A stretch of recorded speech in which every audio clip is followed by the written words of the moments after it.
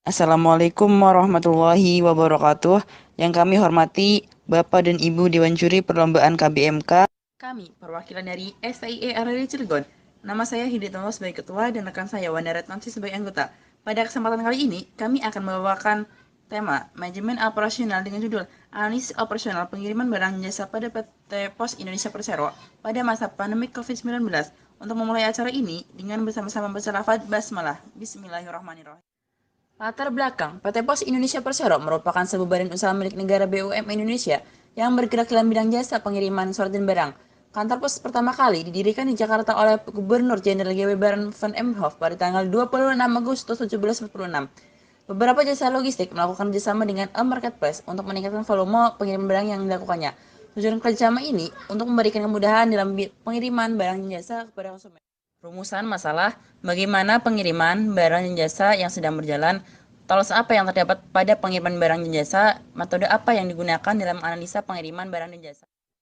Perkembangan PT Pos Indonesia Persero. Menurut Five Presiden Kurir dan pengembangan produk logistik di PT Pos Indonesia, Joko Suhartanto mengatakan pendapatan PT Pos Indonesia justru menurun 85% dalam masa pandemi COVID-19 ini.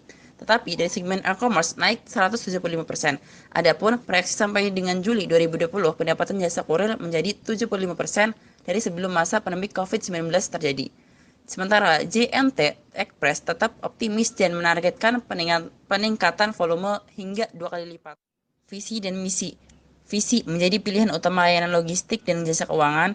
Misi memberikan solusi layanan logistik e-commerce yang kompetitif, menjalankan fungsi designated operator secara profesional dan kompetitif, memberikan solusi jasa layanan keuangan terintegrasi yang kompetitif dalam rangka mendukung financial inclusion berbasis digital, memberikan solusi layanan dokumentasi dan autentikasi digital yang kompetitif.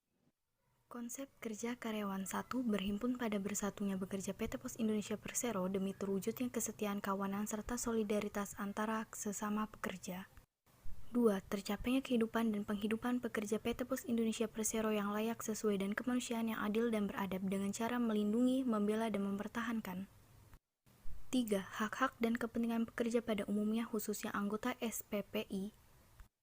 4. Tercapainya dan terjaminnya kesejahteraan karyawan dan keluarga serta memperjuangkan perbaikan nasib syarat-syarat kerja dan kondisi kerja.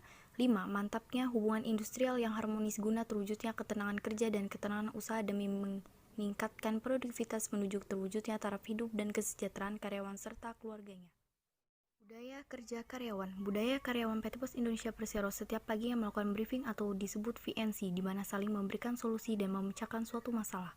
Tujuannya untuk memberikan layanan prima kepada pelanggan atau kepercayaan dan attitude yang baik, juga memberikan dan membina ide satu sama lain untuk semua pelanggan PT Pos Indonesia atau Persero. Manajemen operasional. Sistem manajemen operasional PT Pos Indonesia Persero efisien sumber daya manusia serta biaya lainnya atau biaya operasional dan produksi layanan kiriman terhadap waktu tempuh guna meningkatkan kepuasan pelanggan. Akan tetapi, pengiriman barang menjadi terhambat akibat kondisi pandemi COVID-19 dikarenakan barang harus disinfektan terlebih dahulu. Dan PT Pos Indonesia Persero juga harus mencari informasi dengan daerah yang terkena zona merah seperti di dalam negeri maupun luar negeri. Tetapi, barang akan tetap dikirimkan kepada pelanggan dengan cara tim pemasaran berkomunikasi secara baik. Menurutnya, e-marketplace PT Pos Indonesia Persero tetap menjaga dan mencari kepuasan pelanggan guna meningkatkan pelayanan dengan baik. Pelanggan PT Pos Indonesia Persero mempunyai dua macam pelanggan, yaitu pelanggan retail dan pelanggan korporat. Sistem metode makalah yang kami lakukan yaitu makalah ini menggunakan pendekatan kualitatif dan metode deskriptif dalam melakukan pengumpulan data. Makalah ini menggunakan teknik wawancara dan studi pustaka. Wawancara ini dilakukan untuk memperoleh data yang mendalam dari sejumlah informasi dan teknik studi pustaka digunakan untuk memperoleh dokumen.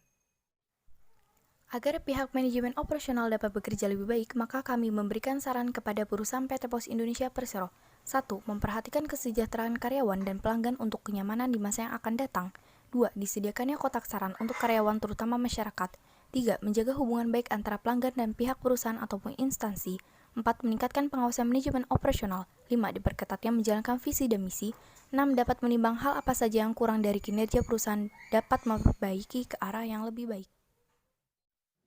Mungkin itu saja presentasi dari kelompok kami. Kurang lebihnya mohon maaf. Wabillahi taufiq wal hidayah. Wassalamualaikum warahmatullahi wabarakatuh.